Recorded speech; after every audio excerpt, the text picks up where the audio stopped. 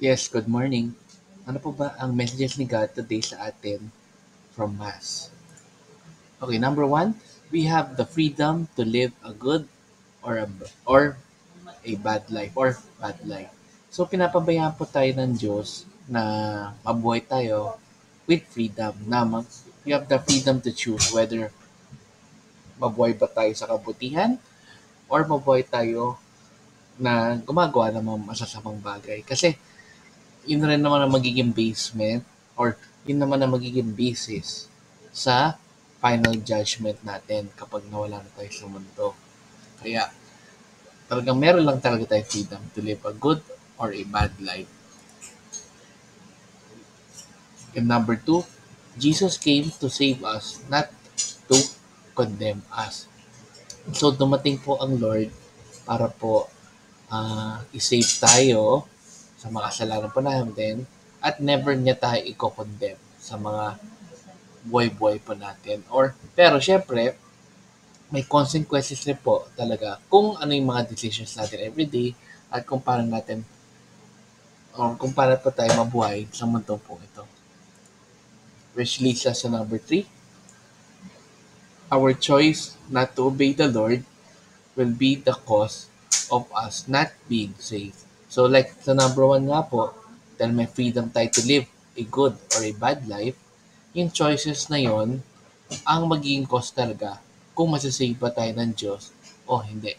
Hindi naman pwedeng gawa na tayo ng gawa ng kasamaan or mali sa point natin, pero i-expect pa rin natin na masasave tayo sa huli. Hindi po ganun. Kasi alam naman po ng Diyos kung ano po yung mga ginagawa po natin sa buhay at hindi po tayo lulusot doon. And lastly, ask for the grace to see Christ more intimately or more clearly. So humingi po sana tayo ng blessings kapag nagdasal po tayo na kung pwede, mas makilala pa natin ang Diyos more intimately and more clearly. Kaya itabay po natin yon sa ating mga pagdadasal daily. Okay? So let's end again with a simple prayer na Father, Son, Holy Spirit. Amen. Lord, sana po ay tulungan niyo po kami to do the right choices in our lives, to live a good life according sa mga tinuturo po ninyo, and sana po ay mas makilala po namin kayo intimately or more clearly. Kahit po may freedom kami to do good or bad, ang dasal po namin, Lord, is talagang magawa po namin kung ano po yung tama at kung ano rin po ang tinuturo nyo lagi sa amin. In your Father, Son, Holy Spirit. Amen. So good morning po sa inyo. Have a great day and let's end again with a simple Thanksgiving Daily prayer. thank you prayer. Lord, thank you very much for all the blessings that you are giving us every day.